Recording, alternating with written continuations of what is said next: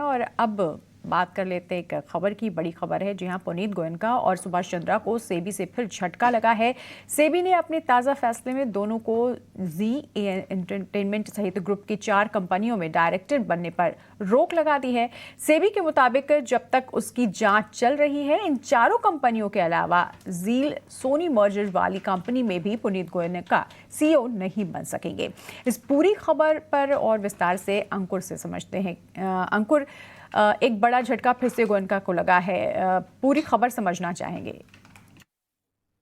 जी हाँ, सेबी का एक कंफर्मेटरी ऑर्डर आया है सुभाष चंद्रा और पुनीत गोयनका के खिलाफ। आपको याद होगा, पहले ही एक इनिशियल ऑर्डर में सेबी ने डायरेक्शंस दिए थे कि सुभाष चंद्रा और पुनीत गोयनका किसी भी लिस्टेड कंपनी में कोई भी पोजीशन डायरेक्टर की होल्ड नहीं कर सकते हैं। और अब कंफर्मेटरी ऑर्डर एक तरीके से कंफर्मेशन है कि जब तक सेबी की जांच चल रही है तब तक जो 4 ग्रुप कंपनीज हैं जी एंटरटेनमेंट की, वहां पर किसी भी तरीके से कोई पोजीशन नहीं होल्ड कर सकते हैं पुनीत गोयनका, सुभाष चंद्रा। इसके अलावा जो मर्ज एंटिटी होने वाली है जी और सोनी के मर्जर के बाद, इस ऑर्डर का इंप्लीकेशन ये भी है कि वहां पर भी पुनीत गोयनका है वो सीईओ नहीं बन सकते हैं। आपको याद होगा, एनसीएलटी ने ऑलरेडी जी सोनी के मर्जर को अप्रूवल दे दिया है, लेकिन सीईओ पे कोई बात स्पेसिफाई नहीं की थी, क्योंकि पहले यह तय हुआ था कि पुनीत गोयनका ही मर्ज एंटिटी के सीईओ बनेंगे। अब देखना यह होगा कि सोनी इस पर तैयार होता है, किस तरह के नए नाम पे तैयार होता है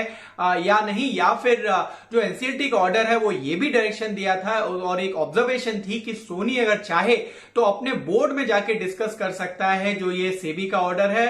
तो अब सारी जो बात टिकी हुई है वो सोनी पर टिकी हुई है कि वो अपने बोर्ड से अप्रूवल ले पाता है कि नहीं, कि डिस्पाइट द फैक्ट कि अब सेबी का एक कंफर्मेटरी ऑर्डर आ गया है। हालांकि सेबी ने अभी कोई अंतिम ऑर्डर पास नहीं किया और ये जांच पूरी करने के लिए 8 महीने का समय मांगा है।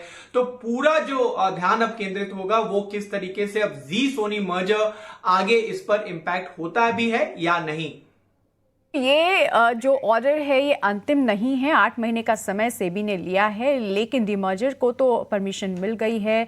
सीईओ कौन बनेगा, इस पर अभी क्योंकि सवाल उठे हैं, क्योंकि गोयनका को फिलहाल परमिशन नहीं मिली है। शुक्रिया अंकुर इस पूरी जानकारी के लिए।